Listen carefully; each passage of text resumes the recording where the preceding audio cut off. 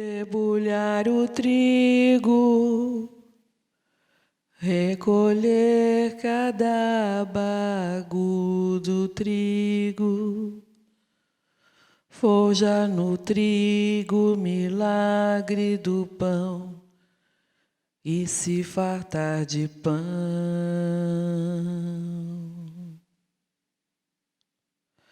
Descer para a cana, recolher a garapa da cana, roubar da cana a doçura do mel, se lambuzar de mel.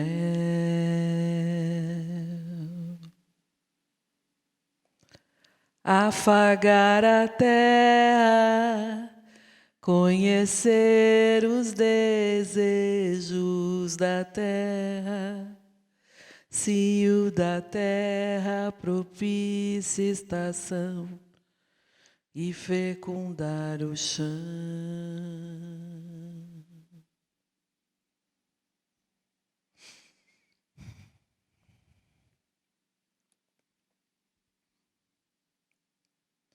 Honrando sempre a todos os nossos ancestrais, aos ancestrais que criaram a vida na terra, os agricultores, quem semeou tudo aquilo que nós precisamos, tudo aquilo que a terra nos provém. E acho que uma das grandes bênçãos de a gente conhecer o Eneagrama e conhecer a importante, essencial teoria dos instintos é estabelecer um nível de compaixão com cada instinto dominante e reprimido, entendendo que existem forças muito maiores do que nós e que operam em tudo isso, na nossa energia e em tudo aquilo que a gente veio aqui curar, se lembrar, se desenvolver. Porque em personalidade, tudo é saudade da essência, da nossa essência. Tudo é saudade de quem nós somos em realidade. E a gente se conecta nesta vida, nesse importante trabalho do Eneagrama, a gente se conecta com o que Deus deseja de nós, num caminho psicoespiritual. Porque em personalidade nós somos exatamente o oposto de quem nós somos em verdade. A gente se torna o oposto. E quando nós falamos dos instintos, nós falamos de a máscara da máscara, como eu falei lá no comecinho. Aquela máscara que vem ainda num segundo plano, depois do que é o nosso ego. Depois do que a gente trabalha, nós fazemos trabalhos de instintos, importantes trabalhos de instintos, aí sim nós entramos em contato com o nosso eu humano. Quando nós estamos operando nos instintos, nós ainda estamos falando do nosso eu animal. Então eu sugiro que ao assistir esses vídeos, quando você for fazer esse curso, que você se conecte com você, que você se questione, que você, de uma maneira muito positiva, questione quem você é hoje, porque você não é isto.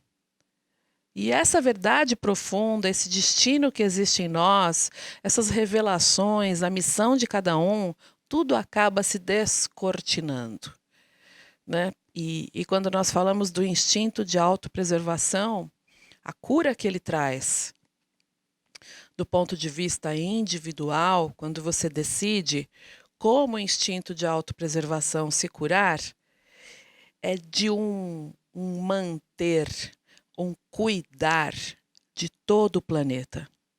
Nas ações que são as ações mais abrangentes, no que se refere à perpetuação da vida humana, não só da vida humana, mas a perpetuação de tudo, da natureza, de cada planta, de tudo aquilo que vem de Deus, do que é inanimado, das pedras, um cuidar de todos os seres, em diversos níveis, um grande cuidar. E sim, cuidar do ser humano, cuidar do que são ações muito grandes, ações poderosas, como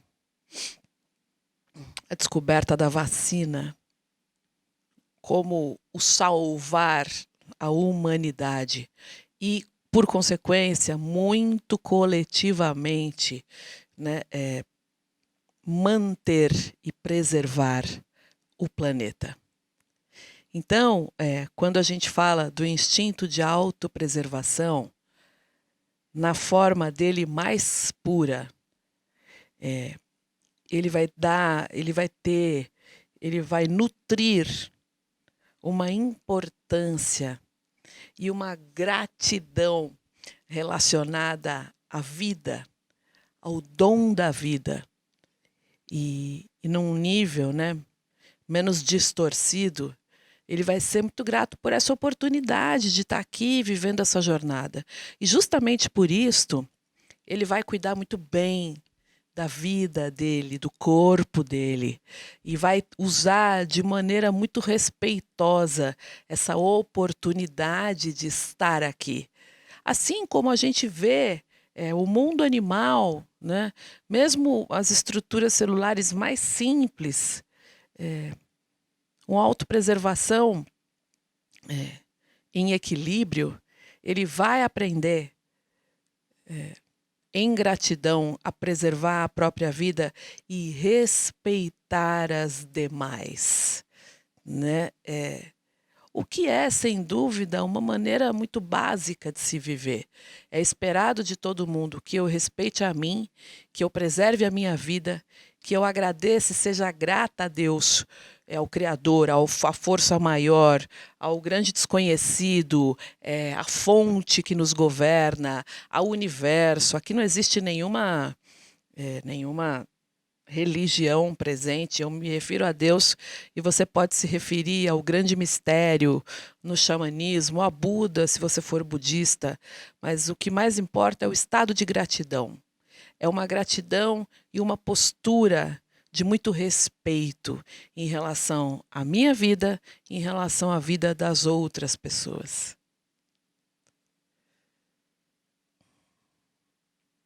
E é muito belo isso, né? Isso é de uma beleza gigante. O instinto de autopreservação, ele existe em todos nós. E assim como os demais instintos, ele vai entrar em ação quando é necessário. E no caso do instinto de autopreservação, ele vai entrar em ação quando a gente se sente em perigo, quando a gente sente que a nossa sobrevivência de alguma maneira está ficando ameaçada.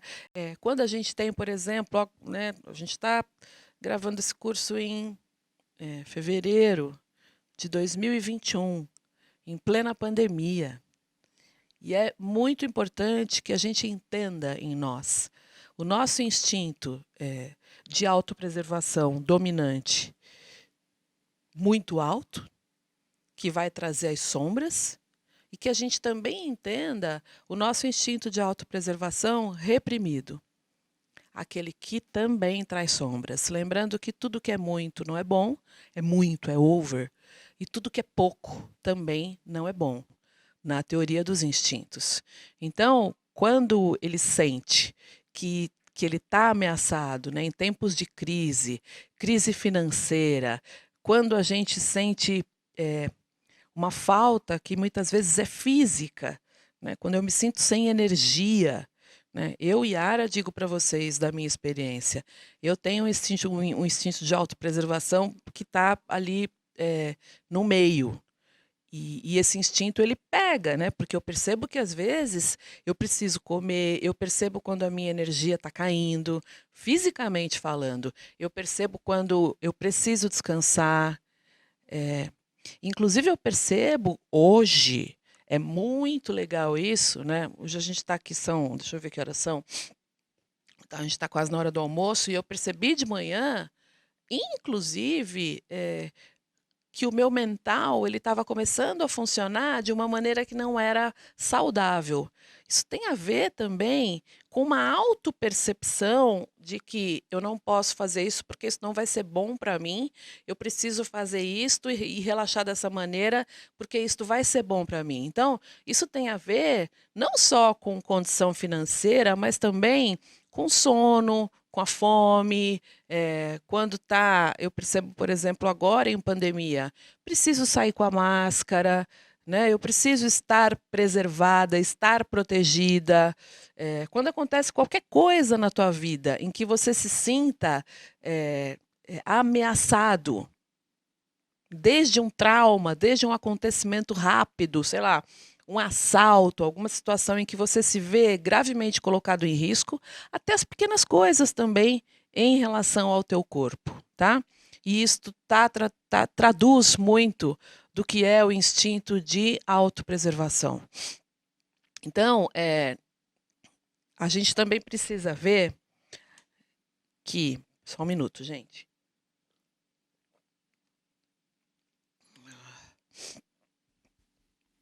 Quando nós reagimos em relação ao instinto de autopreservação, quando a gente sente uma ameaça, e aí a gente precisa colocar essas ameaças em dois pontos, né?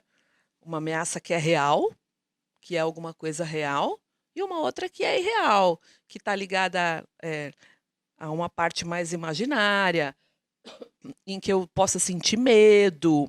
A gente tenta compensar tudo isso com um excesso, né? Com uma concentração de energia e de atenção em que a gente sente uma emoção de uma maneira muito distorcida. A gente sente uma necessidade de se economizar, de se reter, de se proteger. E esta é a grande questão do instinto autopreservação dominante, tá? Que é o que a gente vai falar aqui. Quem tem esse instinto muito, e ele é muito alto, vai estar sempre de duas maneiras, ou de uma maneira real, ou de uma maneira imaginária, fazendo com que haja um economizar, uma reação de economia para compensar eventualmente qualquer tipo de risco que eu passe, e aí acaba vivendo sempre numa vida de economia e de não fazer e de se preservar, tá? Tem uma segunda maneira, né? Que é a do autopreservação reprimido e que vai fazer com que, diante dessas mesmas ameaças em relação a qualquer esfera da vida, qualquer cenário, que a gente tenha uma redução nesse nível de funcionamento. Que a gente olhe e fale, não quero, é um outro tipo de reação, tá? E aí é como se eu desconsiderasse, eu subutilizasse essa energia de me preservar. Então, em primeiro lugar, eu convido vocês a falar sobre o autopreservação dominante. São duas estratégias, como eu já disse nos outros instintos, se você está assistindo esse primeiro ou não, são duas estratégias que trazem muitas informações. A estratégia do instinto, do complexo autopreservação, no modo dominante ou no modo reprimido. A questão é a mesma, a problemática é a mesma e o complexo é o mesmo. A diferença é que alguém optou por estar com ele como dominante e se preservar o tempo todo e alguém optou por estar com ele como reprimido. Isso tudo tem a ver com as questões e com a abordagem sistêmica. Quando nós falamos do instinto de autopreservação, nós falamos da emoção do medo. uma emoção principal, uma emoção muito presente. Imagine ali, né, alguém que tenha como que um alarme ali o tempo todo, que a qualquer risco, a qualquer sinal, pequeno que seja, real ou irreal, de um terreno não seguro, começa a apitar ali. Medo, ansiedade, preocupação. Preciso da segurança material, preciso de conforto físico, preciso alimentação, vai faltar, vestuário, dinheiro, moradia, saúde. Então, quando a gente fala deste instinto, nós estamos falando basicamente do cuidar da sua sobrevivência física, das suas necessidades biológicas, de segurança, né, de cuidar da saúde, da alimentação, do repouso, da família, da casa, do ninho. É muito comum, outro dia eu estava atendendo uma moça e ela é casada com um instinto, né, um tipo 5 do Enneagrama e que tem o instinto de autopreservação dominante. E é engraçado porque ela trouxe assim, ela falou, Yara, ele não deixa faltar nada na casa. Se eu precisar de um liquidificador novo, se eu precisar de um micro-ondas na cozinha, se a gente precisar trocar o colchão, se a gente precisar comprar travesseiro, se a gente precisar colocar um tapete, ele falou, na casa nada falta. Veja, isso é um exemplo, eu gosto de dar exemplos aqui, né, de atendimentos, porque é um exemplo muito legal do autopreservação, nitidamente. Ela falou, mas aí quando a gente fala, sei lá, de outras coisas, de lazer, coisas, né, diferentes disso, aí ele vai ter um pouco mais de dificuldade. Mas tudo que está relacionado à casa, não sei se você pode, né, conhecer alguém assim ou você ser assim, tem prioridade, porque é o cuidar do ninho, tá? E ele vai se preocupar com a saúde e segurança e, obviamente, com o ninho, que é o porto seguro, que é aquele lugar para onde a gente volta depois de um dia de trabalho, né? Hoje em home office ainda, mas a gente tem lá o nosso ninho, nosso porto seguro, tá? E é claro que uma autopreservação dominante, a sombra dele, ele vai se tornar alguém ansioso, ele vai ser alguém mais desconfiado, né, mais pragmático, um pouco mais avesso a riscos. E ele vai ser alguém que não vai ser aquela pessoa mais empreendedora, que vai para cima, que se arrisca. Ele vai querer buscar a preservação o tempo todo de tudo, tá, pessoal? Em geral. E aí, a pessoa coloca, né, a vida dela sempre num lugar, né, de mais preservação e economia. E isso se traduz, muitas vezes, eu vejo isso, no trabalho.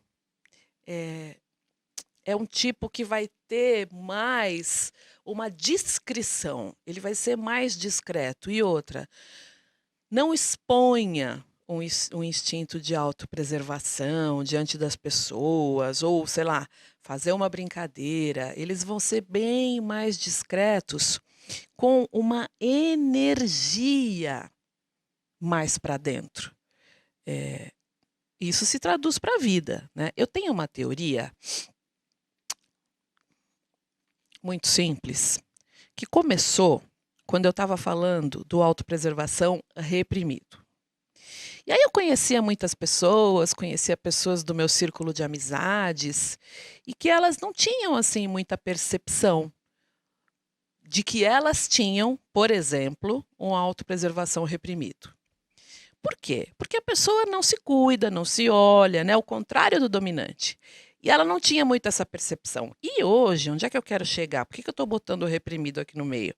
Eu quero chegar que nem o autopreservação reprimido, dominante, muitas vezes ele sabe e ele percebe o quanto ele se retém, o quanto ele se economiza, o quanto muitas vezes falta vibração nas coisas, falta energia, né? O meu instinto de autopreservação ele é alto, mas o meu sexual é o dominante. Então, para mim, obviamente que ganha, né, a energia, o vamos lá, o vamos fazer, que legal esse projeto, putz, vamos fazer uma coisa muito legal. E o autopreservação faz ok. Né? E eu conheço pessoas que têm uma autopreservação muito alto. Então, eu sinto falta, obviamente, com o meu viés aqui, trazendo o meu viés de sexual dominante, eu sinto falta dessa. Vamos vibrar, puta que legal aquilo, né? Estamos fazendo junto, é algo novo. Deixa a vida fluir, deixa a vida fluir. E é alguma coisa que às vezes eu percebo muito, principalmente em projetos, no início de projetos e coisas assim. Veja aí se você se identifica. Por quê? Porque eu vou repetir isso para vocês. A gente, para poder tratar instintos e para poder fazer um bom trabalho, porque todos os três dominantes ou todos os três reprimidos, eles trazem perdas. Para fazer um bom trabalho, para melhorar o teu resultado, para estar na vida, para estar em prosperidade, é preciso que você dê corpo para esse bichão. É preciso que você olhe para esse pitbull e veja o tamanho dele e sinta como ele atua em você e como que você tem que satisfazer esse instinto dominante o tempo todo. E, pessoal, a gente não se dá conta. Então, quando a gente fala do instinto de autopreservação, ele tem uma energia diferente. O sexual aparece, né? Porque quem tem o sexual muito alto, ele vai ser mais agressivo, ele vai falar. Então é uma coisa que acaba aparecendo mais. E o autopreservação não. Mas a atuação de limitação e de sombra, ela é igual nos três instintos.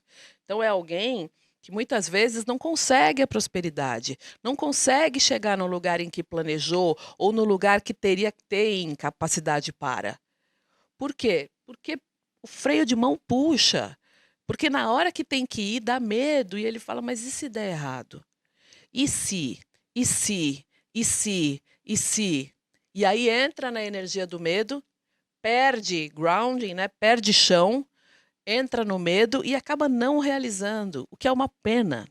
É uma pena quando a gente não realiza aquilo que nós viemos aqui para realizar. Então, eu sugiro para o autopreservação uma reflexão. E a gente sempre pensa, eu convivo com muitas pessoas, respondo para muita gente no meu Instagram, Conexão Enneagrama, e muitas pessoas, elas têm uma ideia, uma ilusão de que ser um autopreservação é bom, porque a gente não se expõe, né? E ela acha que é bom, que isso é o certo. E isso é um erro, pessoal. Porque o sexual, ele acha que é bom. Ah, porque eu faço, eu aconteço, eu vibro, eu vou lá e vá. O autopreservação fala, imagina, esses caras aí são todos loucos. Eu sou um cara que eu me preservo. Eu sou um cara que eu tô na minha. E o social fala, imagina, tem que estar lá no meio da galera. E cada um, né, no momento em que você continua a achar, veja, lente da verdade. Se você continua apegado e amando, eu disse apaixonado, amando teu instinto dominante, saiba que isto ainda é um apego do ego. E eu te pergunto, quais foram as perdas que o teu instinto dominante já te trouxe? É preciso que doa. Você adora teu instinto de autopreservação dominante? Porque isto vai fazer com que você fique no mesmo lugar.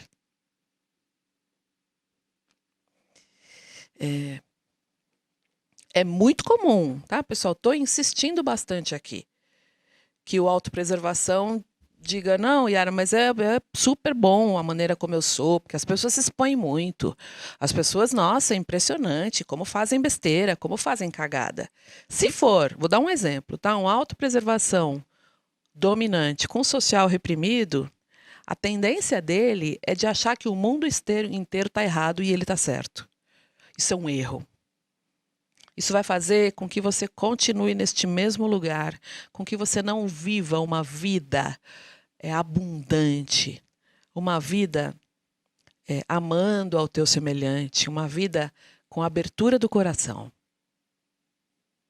É preciso que você entenda que, ok, não existe o certo e o errado, mas uma autopreservação dominante com um social reprimido, ele vai ter ali uma incrível dificuldade em estar no mundo.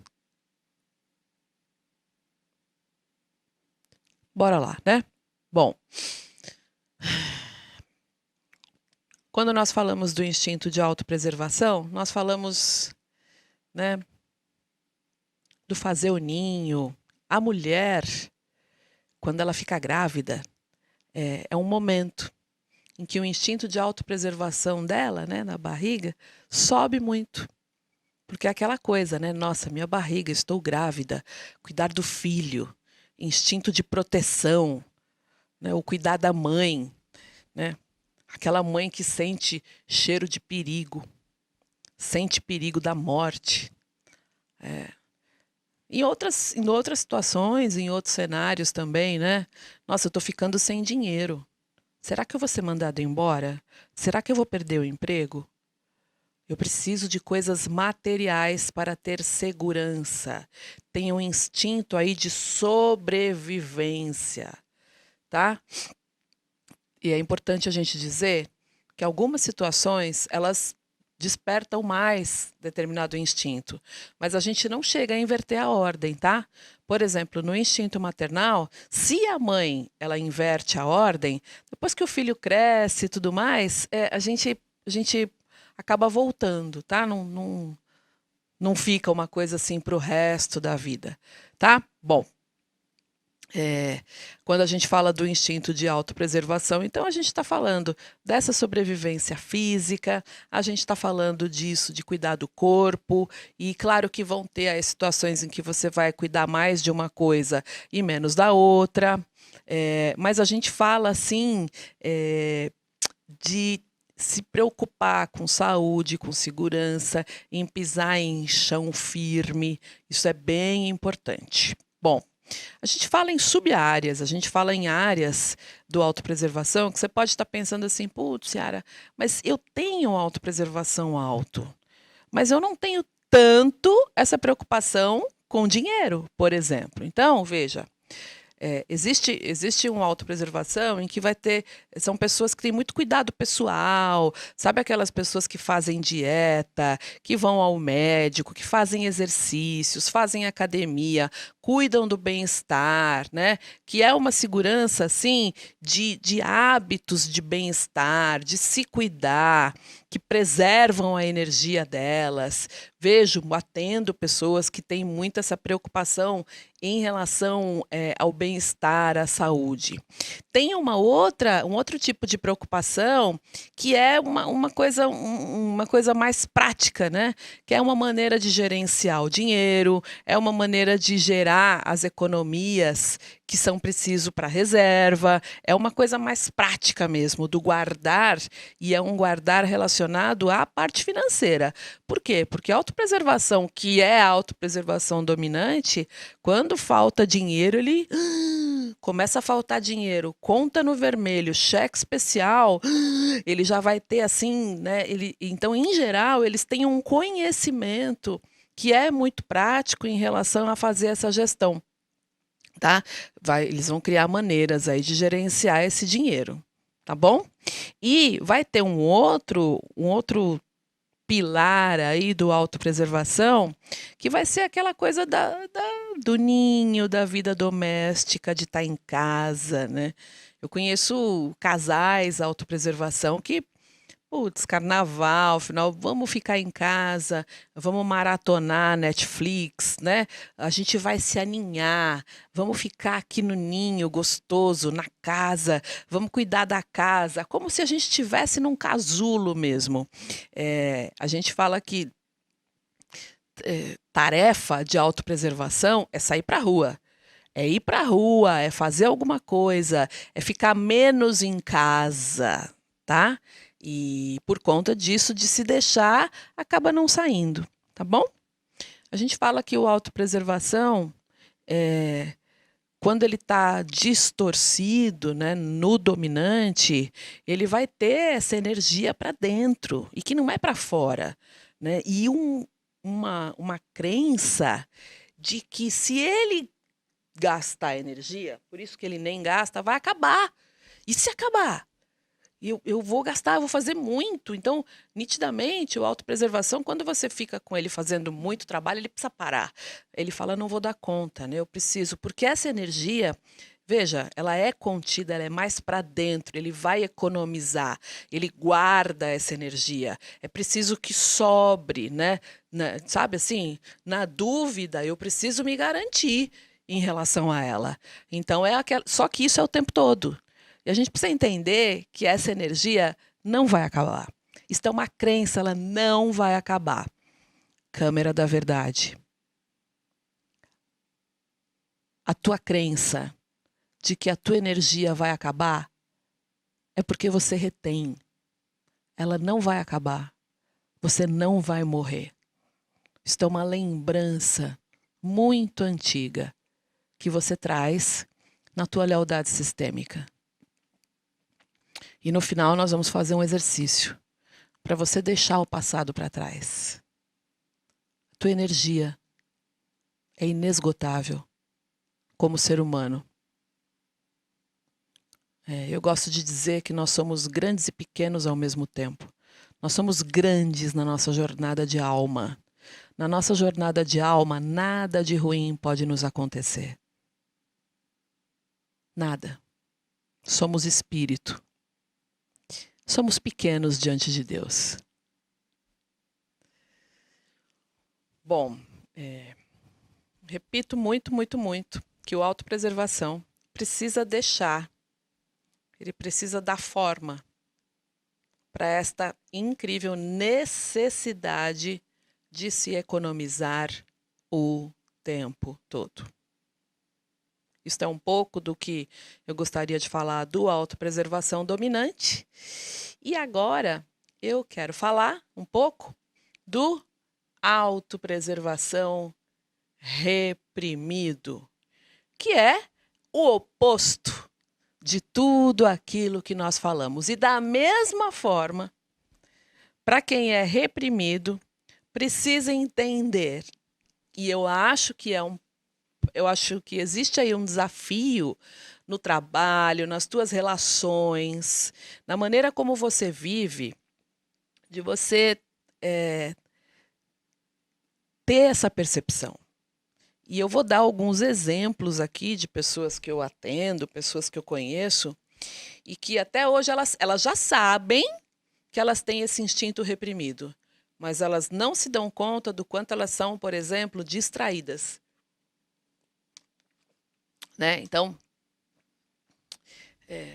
o instinto de autopreservação reprimido, ele vai ser o contrário de tudo que nós falamos. Ele vai ser ousado, ele vai ser mais empreendedor, ele vai olhar para o risco e ele vai ter até uma propensão ao risco. Né? E aí ele vai ser mais corajoso. Né? Enquanto lá no preservação dominante, ele vai ter muito mais aquele perfil de seguir a linha, daquela do executivo. A autopreservação dominante, ele gosta de ter o salário dele ali todo mês, o dinheiro certo, alguma coisa que ele não tenha que ficar empreendendo sem saber o quanto ele vai ganhar o mês que vem. Dominante, ele vai sofrer. Como que eu vou? Eu não sei nem se eu vou receber o dinheiro do mês que vem. O reprimido, ele já vai ter muito mais essa postura empreendedora. Então vejam, não existe certo e errado, nem bom nem ruim. Cada um vai ter dentro do seu viés saudável, dentro daquilo que é saudável, né, as partes boas, e dentro de um viés aí mais forte, exagerado, a parte da sombra. Quando a gente fala do autopreservação reprimido, pessoal, ele vai ter ali uma sombra sistêmica de considerar que a vida ela não é o suficientemente importante por uma lembrança da morte. Então, assim, a vida não é tão importante, ela pode acabar a qualquer momento. Então, não sei por que eu preciso dar tanto cuidado para isso. É um certo descuido e às vezes até eu vejo um desprezo pela vida, que pode ser que a pessoa não manifeste verbalmente. Mas esse desprezo pela vida cotidiana, pelas coisas, muitas vezes ele traz alguma tristeza, ele traz alguns traumas, algumas feridas, e daí essa postura mais ousada, mais desafiadora, mais propensa ao risco e mais distraída. Quando a gente está em grupos, né, em grupos de WhatsApp, nos grupos do Telegram, que eu tenho aqui muitos aqui que a gente interage, a gente vê que eles são muito distraídos. Né? Eles perguntam 2, 3 vezes a mesma coisa. É uma coisa de uma distração, assim, quase como quando a autopreservação ainda não é perceptível, é quase como um desligamento. Né? E tem no autopreservação reprimido algo que é algo como uma síndrome de Peter Pan, alguma coisa que faz com que a pessoa não amadureça ou que ela leve um tempo a mais para amadurecer. E tem a desorganização, né, de serem mais desorganizados e não gostar de rotinas, né, gostar da vida aventureira, como um Peter Pan, né? E é claro que um ponto aí bastante principal do autopreservação reprimido é não olhar para as necessidades do corpo, né? Tipo, sabe assim, quando você está trabalhando, estou com fome, vou levantar e vou comer. Às vezes coisas básicas, eu preciso ir ao banheiro fazer xixi. Putz, quando você vê é de noite, você não foi no banheiro ainda, né? Então, estou com frio, eu vou levantar, estou aqui espirrando, eu vou levantar e vou buscar uma blusa. Eu, quando eu estou com frio, eu preciso de uma blusa. Então, tem o autopreservação reprimida, ele deixa. Né? E é como se fosse um certo desrespeito em relação a todas as necessidades físicas e básicas. Tá? Então, é um pouco disso do autopreservação reprimido. E ele vai ter uma sombra, né, de que lá do ponto de vista mais profundo, tá, pessoal? Do ponto de vista espiritual, eu digo que tem aí uma ferida de que é como se ele tivesse uma lembrança de que quando foi preciso Deus prover a vida, o básico, o mínimo necessário para sobreviver, Deus faltou. Então, existe uma descrença de que eu estou aqui por mim mesmo. Né? E é o que é. Eu vejo muito isso como lealdade sistêmica e isso aparece em todos os trabalhos de autopreservação reprimido. Claro que podem existir também traumas que são mais importantes, né? Em que a pessoa teve a vida ameaçada. Em geral, quando a gente fala da energia do medo, nós estamos falando de uma energia que vem, que acontece, que é criada, que é gerada, principalmente em desequilíbrio na barriga da mãe. Então, é muito legal você, por exemplo, investigar se você for um autopreservação dominante ou reprimido, como é que foi a tua gestação? Pergunta para tua mãe.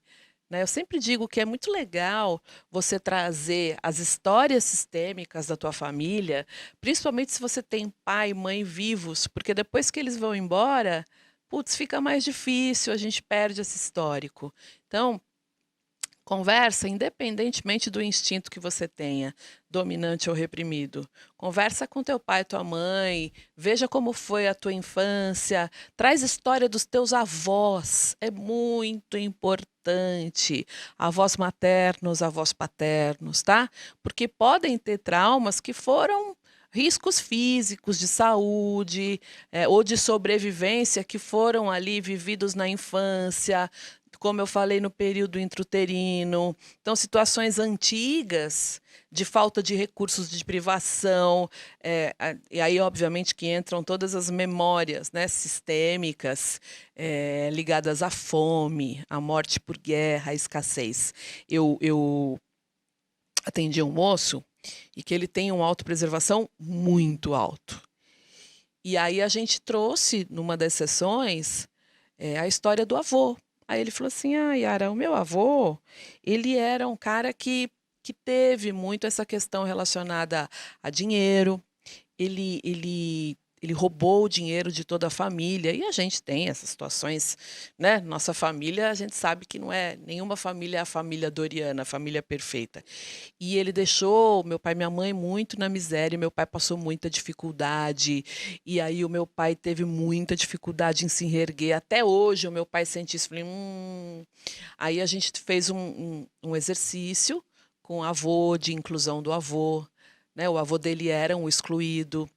Cara, se você soubesse como esse garoto está hoje, porque tudo que acontece na nossa vida, nós realizamos e curamos aquilo que os nossos ancestrais não puderam fazer, realizar e curar. Tudo tem um motivo, esse motivo não é ruim.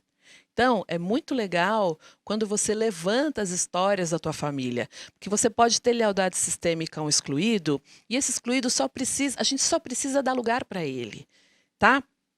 E aí, né, quando a gente fala, por exemplo, do autopreservação reprimido, ele vai ter uma coisa de rebeldia, né? De ser aquele rebelde sem causa, como eu falei, às vezes o Peter Pan da história. E do ponto de vista sistêmico, o papel da rebeldia é ter um pouco mais de força do que a submissão para lidar com algum emaranhado, para lidar com alguma intrincação.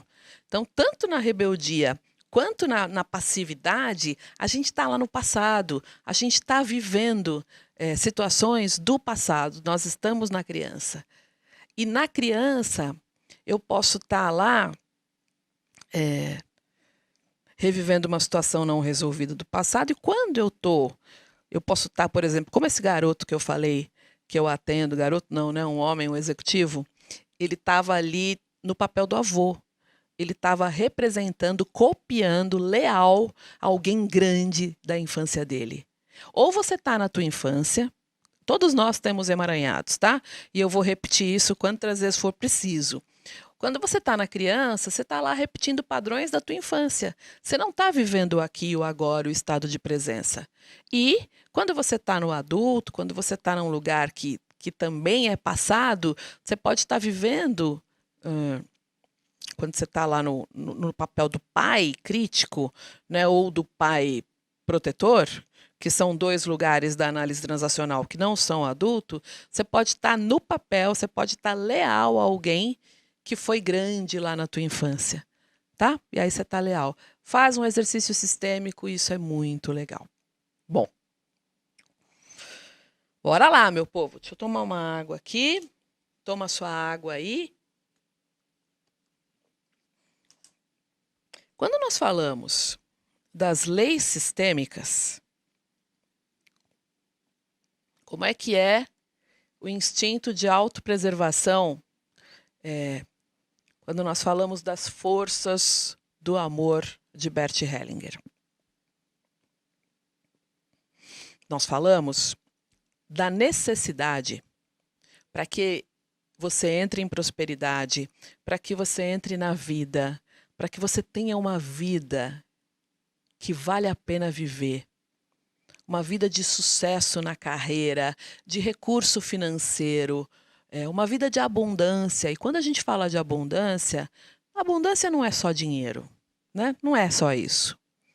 Nós falamos da importância de implementar na sua vida o equilíbrio entre o dar e o receber. Que é um equilíbrio que move todas as coisas e tudo que existe no universo. É um grande sistema de compensação, e aqui eu já estou aqui, obviamente, linkando o instinto com as constelações e é um tipo de polaridade que vai colocar a gente em crescimento o tempo todo, que vai reconciliar, né, essas polaridades, né, e vai trazer mais crescimento. É um grande sistema de compensação. E o equilíbrio do dar e do receber, ele nasce do amor dos pais. Um amor maior, um amor que cria a vida, que gera a vida. Então a gente, todos nós, como filhos, né? O filho recebe a vida. E no adulto, ele recebe de forma muito mais consciente. No adulto, a gente toma a vida, a gente agradece pela vida, sem os extremos.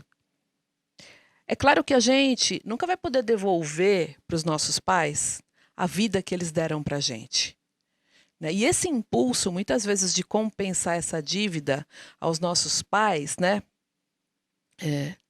Ela pode, de maneira muito positiva, nos impulsionar a dar para as outras pessoas, a dar os demais. Isso é devolver. Tá? Entenda que a gente nunca consegue equilibrar, né? Eu nunca vou poder dar alguma coisa aos meus pais que seja maior do que a vida, ou tão importante quanto a vida. Não dá. Mas uma das maneiras de você equilibrar... Pessoal, câmera da verdade, é muito importante isso. Quando a gente fala, né, é muito sério. Você comprou esse curso, você está aqui assistindo, talvez você seja terapeuta, você já conhece Enneagrama ou não, está conhecendo agora. Você está sentindo que você está com a roda presa, que você precisa ir para a vida, que o dinheiro não vem, que não está na prosperidade. Doa. Às vezes em workshops a gente fala para a pessoa autopreservação dominante. Doa alguma coisa, a pessoa fala, não, doa R$100. Imagina, R$100 é muito. Tá? Isso aí mora a questão, né? Que é o apego. Então, a gente doar, você não precisa doar dinheiro, você pode doar a tua atenção, você pode doar um bom dia, você pode doar uma aula. Porque cada dar é um devolver. Por isso que é tão gostoso doar, é tão agradável. A gente se sente mais leve quando a gente doa. A gente deve menos. Isso é uma fala muito importante para quem é autopreservação. Por isso que a gente gosta de doar. Não por generosidade. A gente gosta de doar por uma dívida para os nossos pais. Se você já tem um pouco mais de despertar, por uma dívida a Deus. Uma dívida de gratidão. Se você já tem uma visão ampliada, e eu sempre digo, né, se você escolheu um caminho psicoespiritual, então a visão se amplia para algo maior que nos rege. E a gente doa para poder agradecer a algo maior, ao grande mistério. E é óbvio que quando eu dou, eu vou permitir que a outra pessoa também me devolva. É quando a gente recebe um agradecimento. É quando eu faço uma doação simples para uma pessoa ali na rua. E me toca muito quando a pessoa fala assim, nossa, moça, obrigada. Deus te abençoe. Eu penso comigo, né, muito humildemente, eu já sou abençoada. Mas é claro que nunca é demais, né?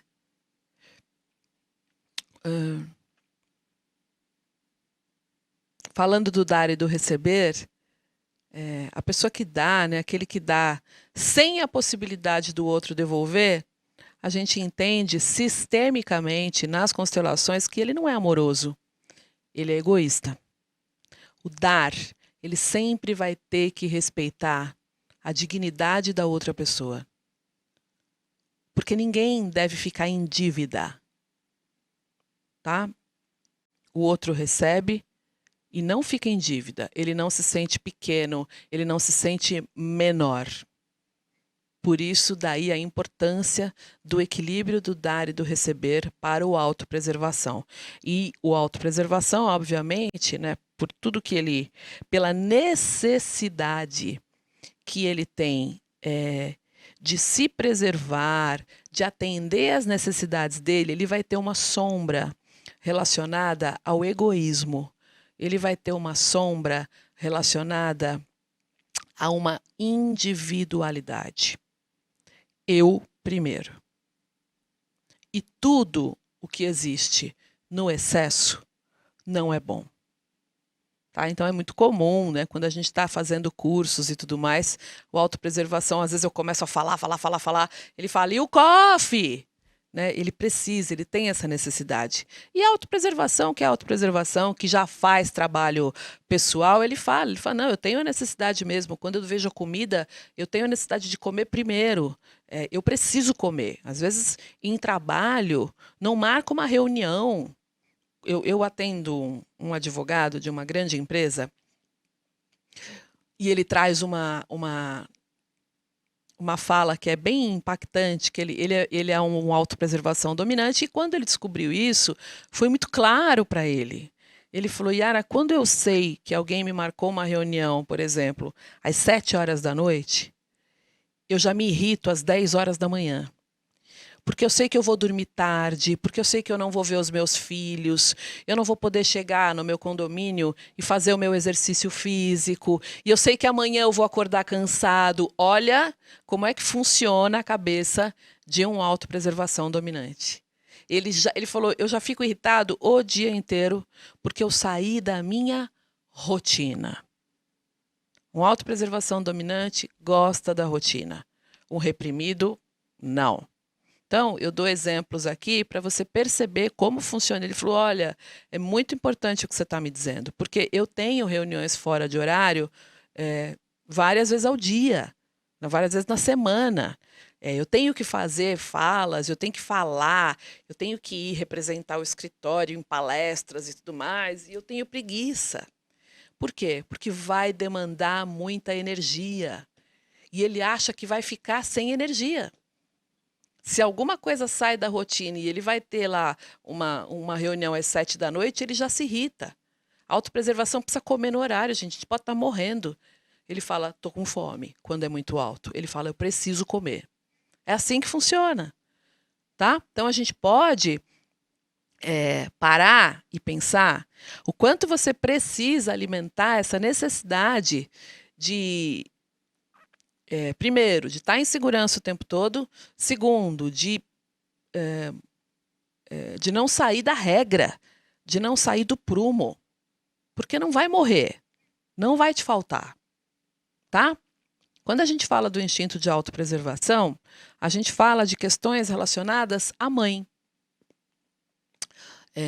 A mãe que dá comida, né? A mãe que fica lá, você fica lá que nem um passarinho no ninho esperando a mãe trazer a comida. Em geral, o autopreservação dominante, ele vai ter um apego grande à mãe, né? Ele vai ter, inclusive, o autopreservação dominante, frequentemente, um comportamento que é mais infantil. Ele vai precisar que a mãe dê para ele o tempo todo e ele já tem 30, 40 anos.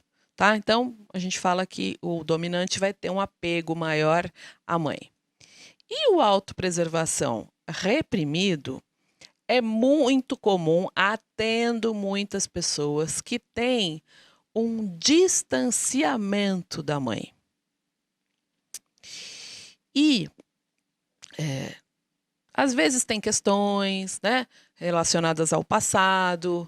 Eu atendi um moço ano passado que ele falou assim, agora eu me dou conta do quanto eu tinha esse distanciamento da minha mãe, uma não aceitação de quem ela é, e do quanto eu me colocava em risco em todas as situações, geral, relacionadas a isso. E, de novo, né, vem aquela cura, vem aquele insight, vem um pequeno salto quântico de aceitar a mãe. E outra coisa, pessoal, do ponto de vista sistêmico, por isso que é fantástico, né, linkar instintos e tipos com constelação. É maravilhoso. Do ponto de vista sistêmico, se você não tomou a sua mãe e o seu pai, você não está na vida de fato. Você não está na vida, você não tomou quem te deu a vida, você não pode estar na vida se você não tomou no teu coração quem te deu essa vida. Então, você não está na vida em crescimento, em, em desenvolvimento, em prosperidade, em abundância. Bert Hellinger diz que quem não tomou pai e mãe, se você ainda tem questões com pai e mãe, se você não entende que eles são o pai e a mãe certos para você, se você não aceita incondicionalmente quem eles são, tomar pai e mãe não é dar beijinho, é aceitar incondicionalmente que eles são o seu pai e a sua mãe. E minimamente, né, parar com toda aquela crítica, com todo aquele rechaço. Se você não tomou teu pai e tua mãe ainda, você apenas sobrevive. Câmera da verdade. Se você não tomou ainda o seu pai e a sua mãe, você não está em crescimento, em desenvolvimento, em aprendizado nesta jornada. Você apenas sobrevive.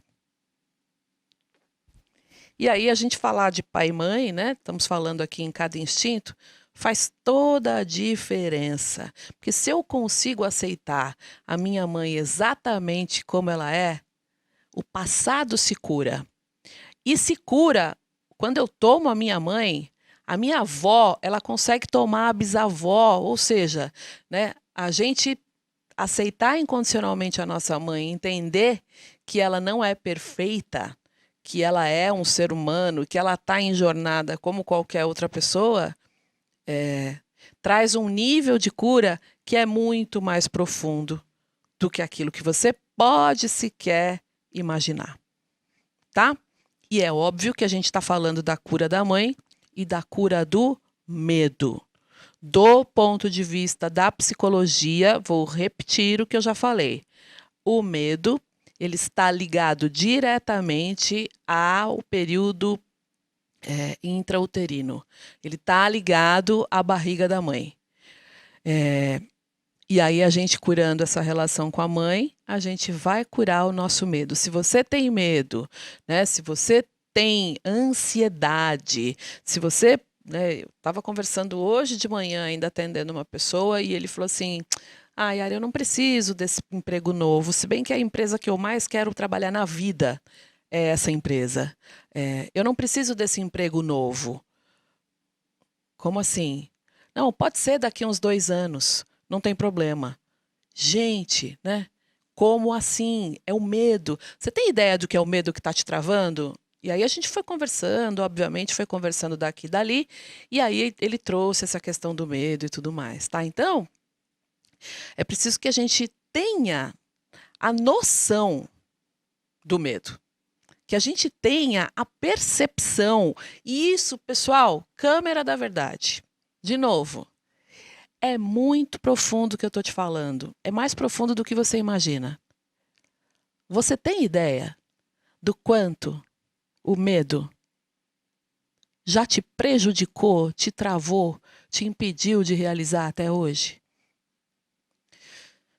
Eu sou a favor. Sou a favor, não. Eu acredito no caminho da dor como um caminho de desenvolvimento. A gente não tem que ficar na dor. Dor é diferente de sofrimento. Eu não estou falando para você que sofra por conta disso. Mas é um sentir profundo de que o que te isola, o que te deixa isolado, isolada, é o medo. E ao mesmo tempo em que você quer estar lá, você não consegue ir. E isso gera uma ansiedade, que é um desejo de realizar, mas que não se concretiza. Como é para você esse desejo de realizar e não conseguir realizar porque o medo te trava? E se eu te disser que o medo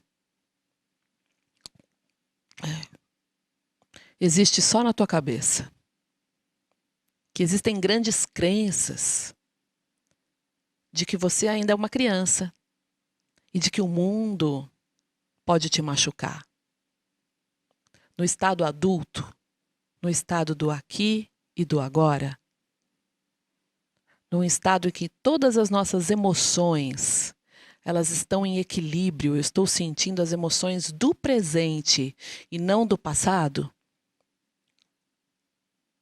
o medo deixa de ser uma emoção infantil e no adulto você se torna precavido, mas sem deixar de viver a vida.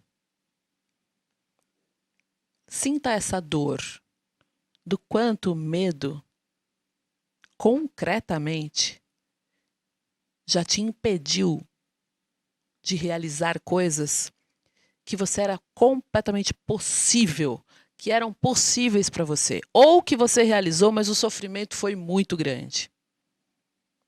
Era possível e não realizou.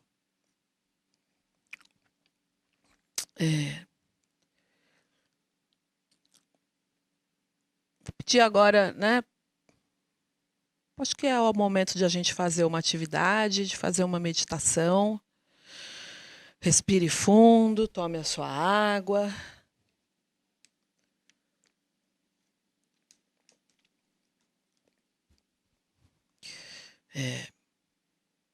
Quando nós falamos do instinto de autopreservação, do ponto de vista espiritual, nós trazemos uma lealdade sistêmica relacionada à falta, à escassez, a não ter o mínimo necessário para sobreviver, para manter o meu corpo em vida. A pobreza, a seca, a fome, a lealdade sistêmica, o emaranhado, tá ligado a campos mórficos de pessoas que morreram à míngua, que morreram de fome.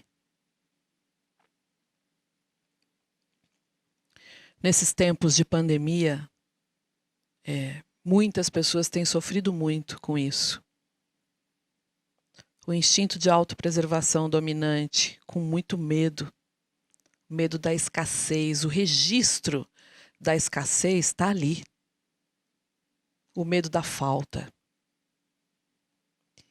E o instinto de autopreservação reprimido,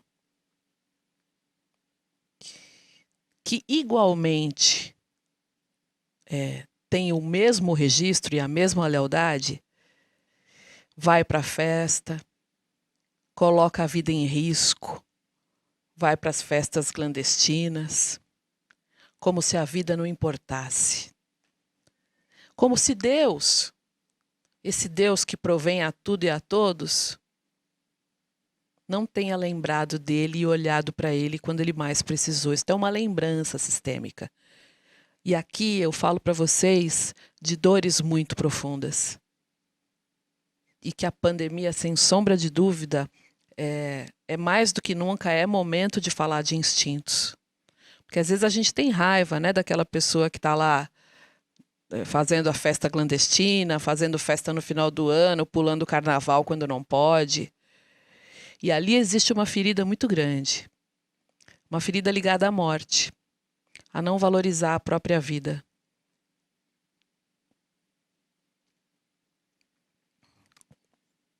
Tudo isso tem relação com os instintos, tá, pessoal?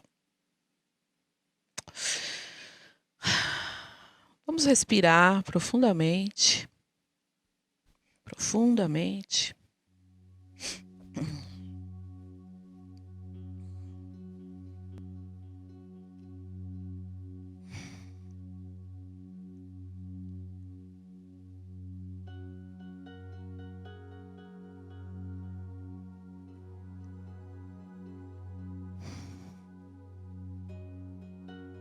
Em primeiro lugar,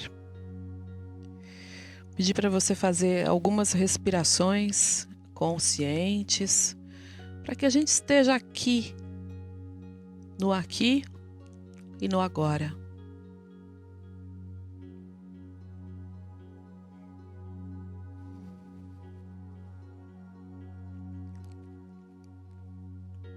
Entrando em contato com seu corpo, com cada parte do teu corpo e relaxando pés, relaxando pernas.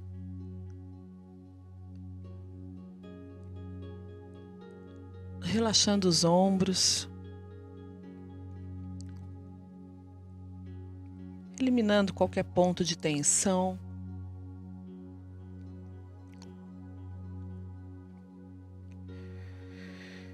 Nesse momento, à tua frente, respire profundamente. Respire profundamente.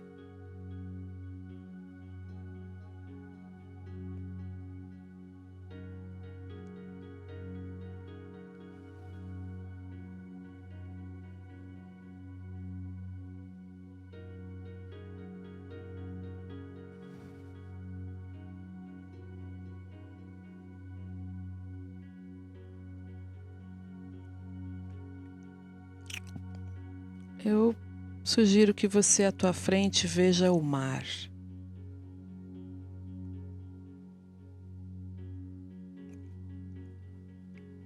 Caminhe na areia da praia. Você está numa grande praia agora, quase vazia.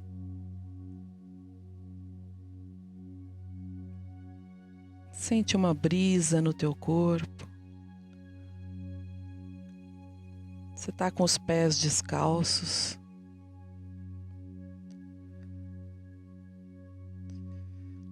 Você sente o cheiro do mar. Ouve o barulho das ondas quebrando bem ali pertinho, próximo dos teus pés. Você vai caminhando por essa praia.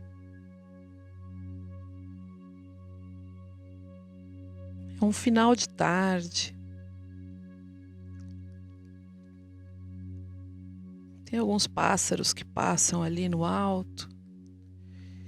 Você sente muita paz. Chega até a beira da praia. Sente a água gelada nos teus pés.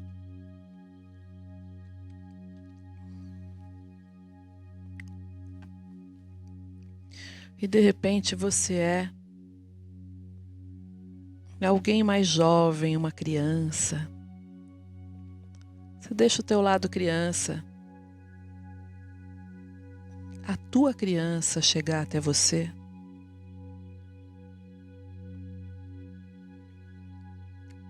E você se permite molhar os pés na água, a areia afundando debaixo deles. Você agora é uma criança de 7 anos de idade, 5 anos de idade, aproveitando um dia ao ar livre na praia, no sol, um sol suave, não muito quente. Você brinca na areia bem molhada. Afunda os teus pés nessa areia e no vai e vem da água. E ao longe você vê alguém caminhando.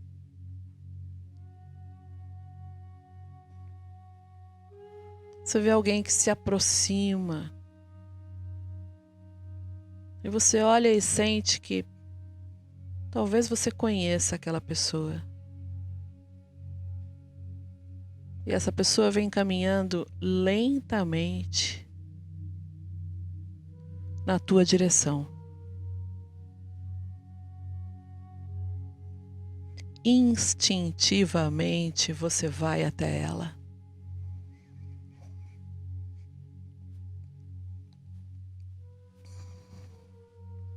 E você reconhece, quando ela se aproxima um pouco mais, a tua mãe.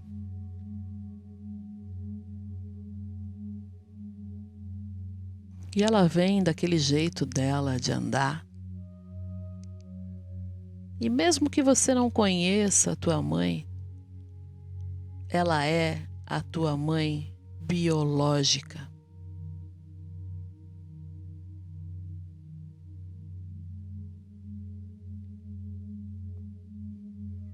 E você chega perto dela e a tua criança chora. Talvez de tristeza, talvez de saudade, talvez de amor, talvez de mágoa. Mas sentindo que aquela é a tua única mãe. Não existe outra.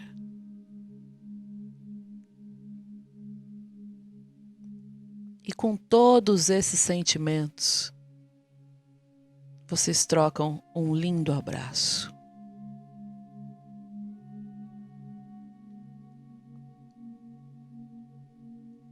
É a tua mãe.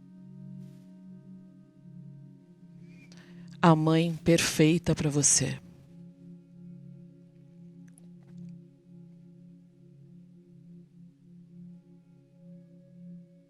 E é um momento de conexão. Um momento em que nós liberamos o amor interrompido. O amor que se interrompe pelos traumas, pelas mágoas.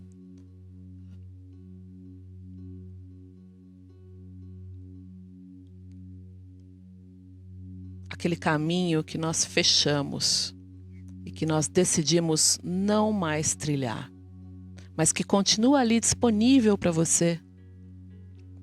Olhe para tua mãe. Olhe para ela e diga: mãe, eu cresci.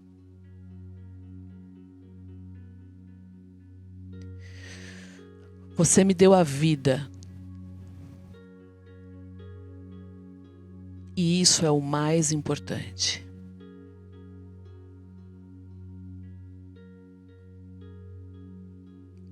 Mãe, mesmo que tenha sido muito duro para você, eu decido desfrutar a vida.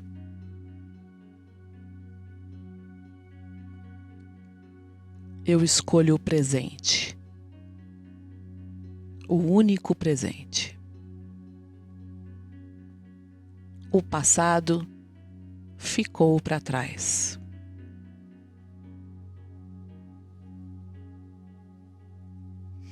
Respire profundamente em conexão com a tua mãe.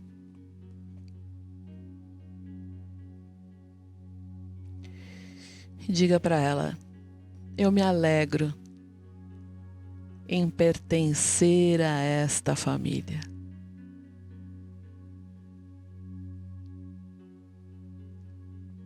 Eu renuncio à culpa.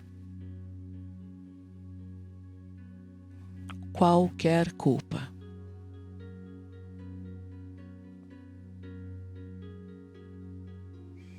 E agora me permito viver.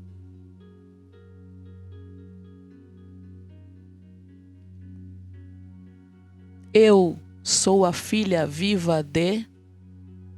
E diga em primeiro lugar o nome do teu pai e em segundo lugar o nome da tua mãe. Eu sou a filha, o filho vivo de...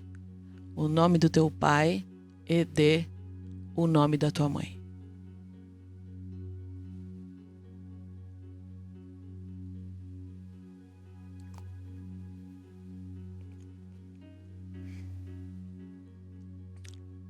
Olhe para tua mãe.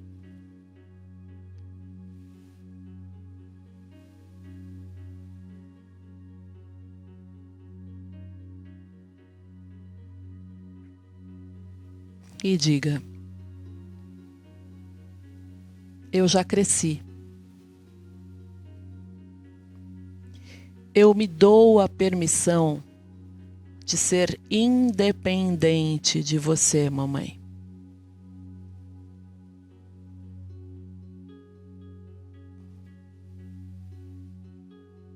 diz para tua mãe: te devolvo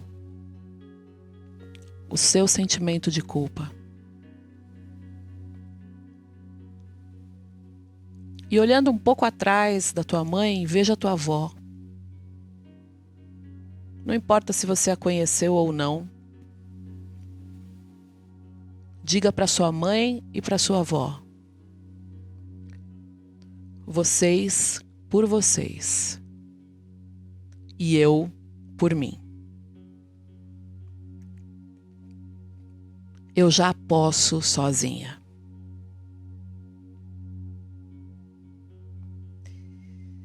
Vocês são grandes e eu sou pequeno, sou pequena. E agora eu tomo a vida como ela é. Agora eu posso.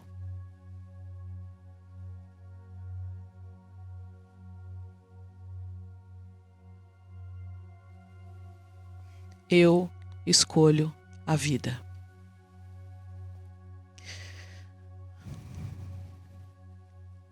E veja que atrás da tua avó, tua mãe, tua avó, veja agora muita gente. Toda a sua rama feminina. Todo um campo de energia ancestral.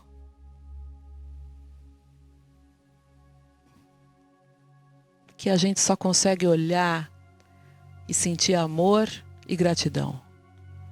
Olhe para essas muitas pessoas.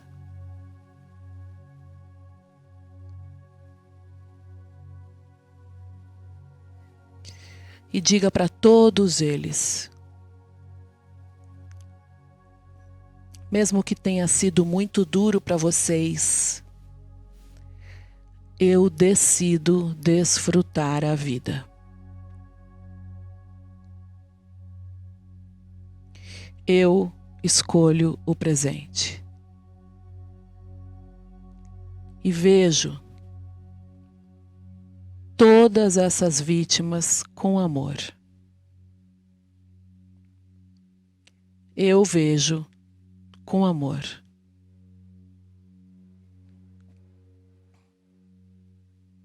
Eu amo todos vocês.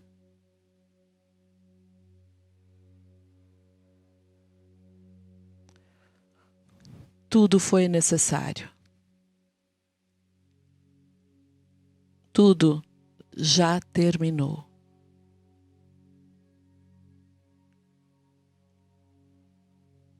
Agora eu percebo a realidade. Agora eu vejo todos os danos. Agora me dou conta.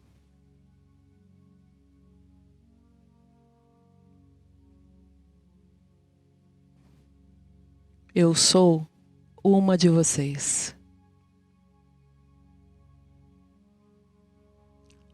Obrigada, obrigado por serem meus ancestrais.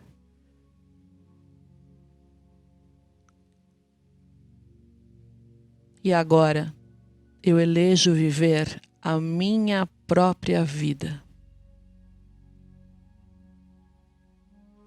E sente em você uma nova emoção, sente a abertura do teu cardíaco. Se abre para uma nova emoção de vida. E a gente se expande para que essa emoção chegue nos nossos ancestrais. Mais paz, mais tranquilidade.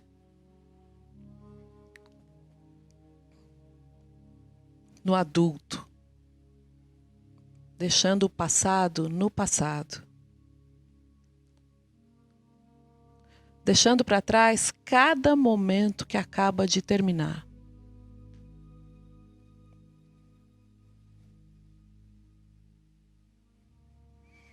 deixando que as forças de cura mudem nosso DNA, mudem a nossa genética. Com todas as frases de constelação e com isso tudo que vai dentro do teu coração. As frases que nos levam para o adulto. Agora eu posso com isto tudo. Agora eu percebo. E eu posso com tudo isto que me toca. Eu realizo o que vocês não puderam realizar. Decido ir ao adulto. E isto se realiza.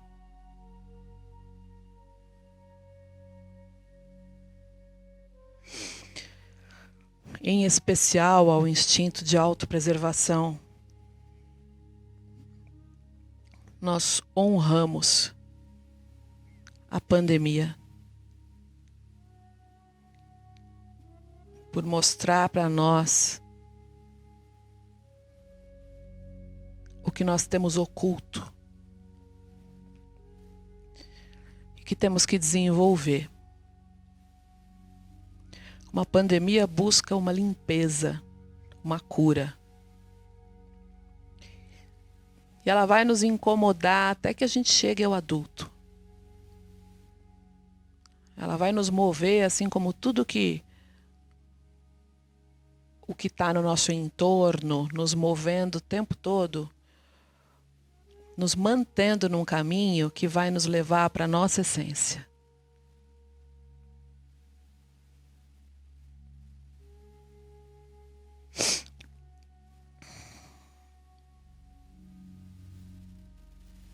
Agradecendo a vida, agradecendo a absolutamente tudo, no assentimento, dizendo sim à vida, dizendo sim ao passado e deixando tudo no passado.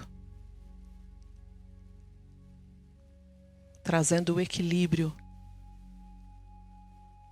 a prosperidade e a abundância que a vida nos oferta, gozando a vida como deve ser.